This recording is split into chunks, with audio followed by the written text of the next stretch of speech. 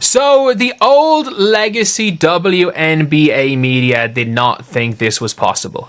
They did not. The Indiana Fever continued to make massive moves in free agency, signing Sophie Cunningham and DeWanna Bonner. And you guys, I don't even think... Not everyone in the WNBA is thrilled right now.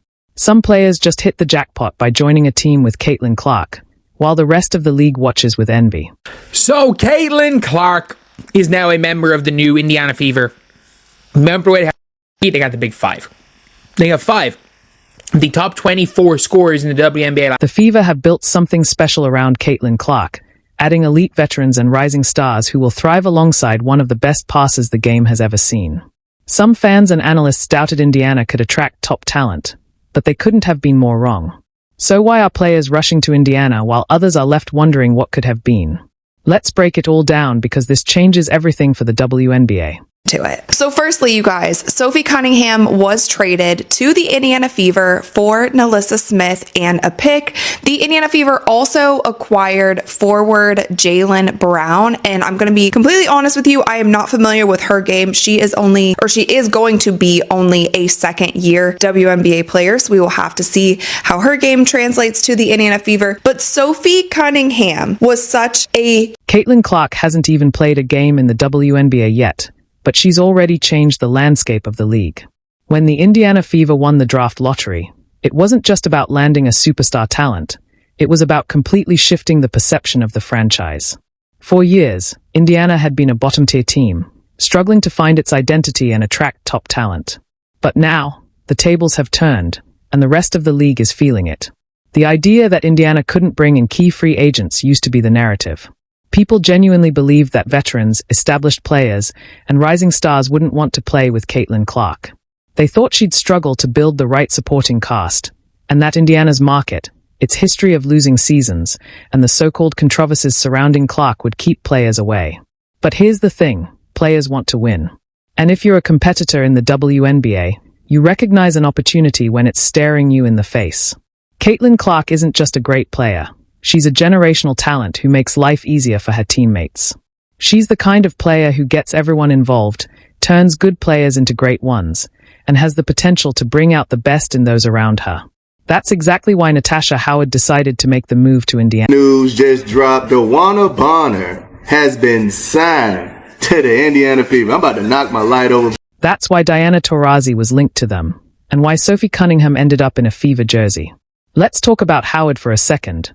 She's not just some random free agent signing. She's a WNBA champion, a former Defensive Player of the Year, and someone who's been part of winning teams before.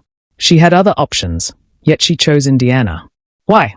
Because playing alongside CaitlinClark and Aaliyah Boston is a dream situation. Clark spreads the floor, creates open looks, and is always pushing the pace. Boston is an interior force who demands attention in the paint. And Howard? She thrives in that kind of environment. She knows in Indiana, she'll get easier buckets, more open shots, and a chance to be part of something special. When Howard signed, the reactions were mixed. Some people in the WNBA media, especially those who don't really focus on basketball, acted like it was a strange decision. They didn't understand why Howard would want to go to Indiana. They seemed to think the Fever were still the same old team from 2 years ago. But the truth is, the Fever are no longer that team. They have a clear vision now. They have a star playmaker, a dominant post player, and a coach who knows how to build around that talent. That's why players want to be in Indiana. The idea that nobody would sign there was always ridiculous. And then there's Sophie Cunningham. The moment Sophie Cunningham was traded to Indiana, people started to take notice. Cunningham isn't just another shooter. She's a tough, gritty, high IQ player who thrives in a system where the ball moves and players play with purpose. She doesn't need to dominate the ball to be effective. She knows how to move without it, spot up, and make the extra pass, skills that will be huge playing next to CaitlinClark. And let's not forget her defense and attitude. Cunningham is known for playing with an edge, being a disruptor, and never backing down. That kind of mentality is exactly what Indiana needed. You don't just want a talented team, you want a mentally tough, battle-tested team that's willing to fight every single night. That's what makes this new Fever squad different. It's not just about talent. It's about fit. Clark, Boston, Mitchell, Cunningham, Howard. This lineup makes sense. It can compete, and it has a clear identity.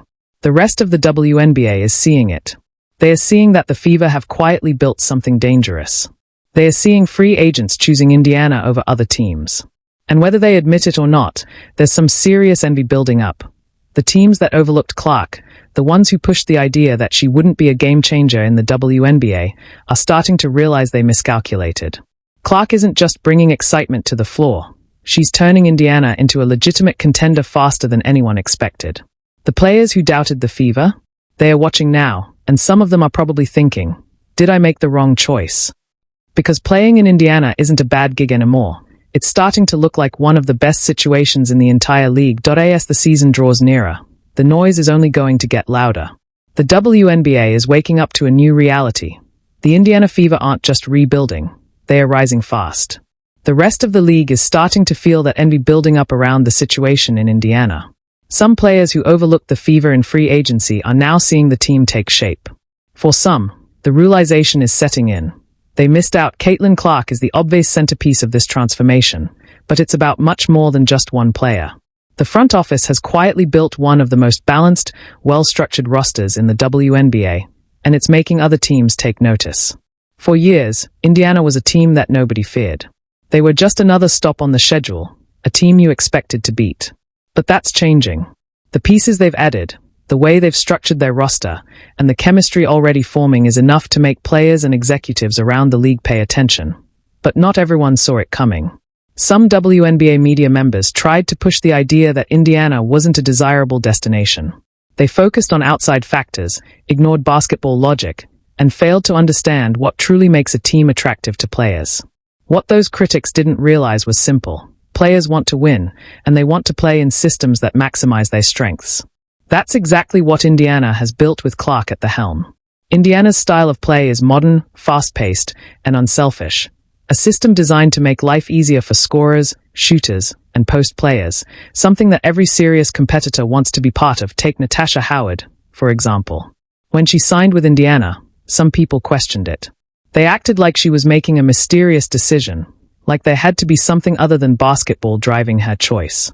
But Howard made it clear. She wanted recognition, she wanted to win, and she wanted to play some way she could thrive. Indiana offered her that. The old media types didn't understand why she would choose Indiana, but any real basketball mind did. Playing in Indiana isn't just a decision. It's a chance to be part of something special. Next to CaitlinClark and Aaliyah Boston, Natasha Howard finds herself in the perfect situation. She won't have to force the offense or carry the team, and she'll get better looks than she's had in years.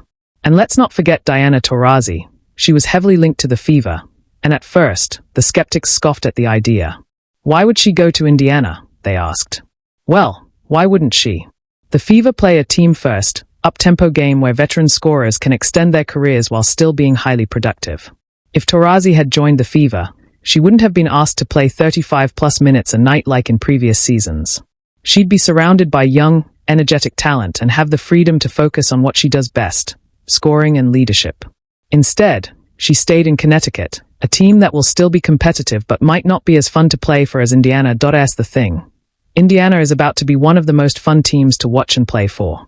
Clark's passing ability, Boston's dominance inside, Mitchell's scoring, Cunningham's toughness, and Howard's versatility are all coming together in a way that very few teams can match. And now the WNBA is paying attention. Teams that once laughed off Indiana are now watching closely. Players who might have overlooked the Fever in free agency are rethinking their choices. Because if Indiana makes a deep playoff run this year, and trust me, they might, those same players who passed on Indiana are going to regret it. The beauty of the Fever's roster is how well it fits together. They don't just have talent, they have the right kind of talent. CaitlinClark isn't a ball-dominant guard who takes bad shots. She's a high-IQ playmaker who gets her teammates involved. That means scorers like Kelsey Mitchell and Sophie Cunningham will get better looks than ever before. Aaliyah Boston isn't just a solid post player. She's an elite two-way big who can anchor a defense and dominate on the glass. That means shooters and slashers can play without worrying about rebounds or second-chance opportunities. Natasha Howard isn't just a veteran presence. She's an impact player on both ends who gives Indiana versatility on defense and another offensive weapon. Put it all together, and what do you have? A team built to win. So now, as the Fever prepare for their first season with Clark running the show, one big question looms over the WNBA. How long before other teams start trying to copy Indiana's blueprint? Make no mistake, the envy is real. Players who dismissed Indiana as just another struggling team are seeing the vision now.